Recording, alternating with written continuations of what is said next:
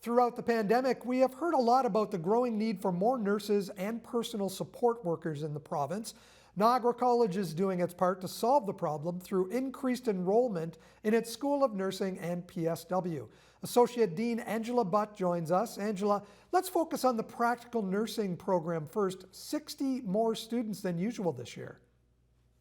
Yep, we had 30 extra intake for September, and we're planning on 30 extra coming in for January of 2022. So is this something that was made possible by increased funding from the provincial government?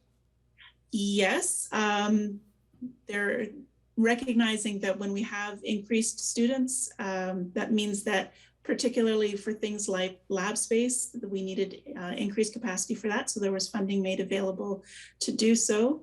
Because prior to the expansion, we were already running our labs from about 8:30 in the morning until 9:30 at night. So to add more students, we needed more space. I know you also launched an accelerated PSW program, and that one, again, was very, very popular. Yes, it was. So we took in 80 students in May, and we took in 80 students in June. And both of those programs were waitlisted. So it was hugely popular, which was great. A 20-week program, so they're really fast-tracked. And what is involved in that 20 weeks?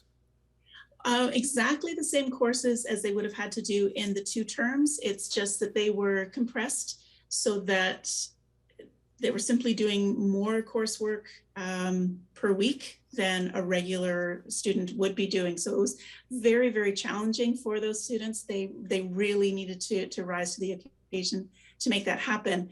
We were lucky in that our courses are already, for the most part, a modular design, meaning a student takes all of their course time for that week is focused on one particular course. And then upon successful completion of that, they move on to the next course.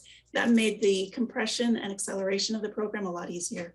Have you had your first graduates from that accelerated program? And if so, what was the job placement rate? They haven't officially graduated because they were finishing just shy of our October convocation. So their official graduation will be in June, but they have finished the program as of the first week or 2 of October, depending on their last placement. And all of the emails that I'm hearing from students are, I need my transcript because my potential employer needs to see it, and they're getting hired as soon as they finish. Does the college provide supports with them to help them find permanent work?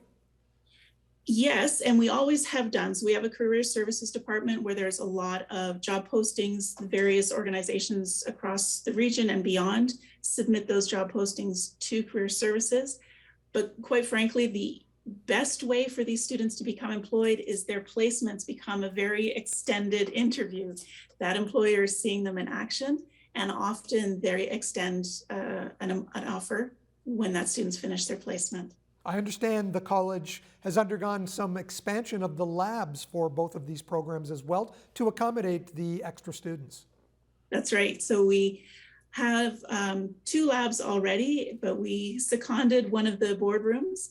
It's turned into a beautiful lab, I must say. It's got gorgeous windows. And so we're temporarily using that space until August of next year, at which point we will have a permanent expansion in place. Angela, both of these programs are incredible examples of a college reacting to the changing needs of a community in dire circumstances.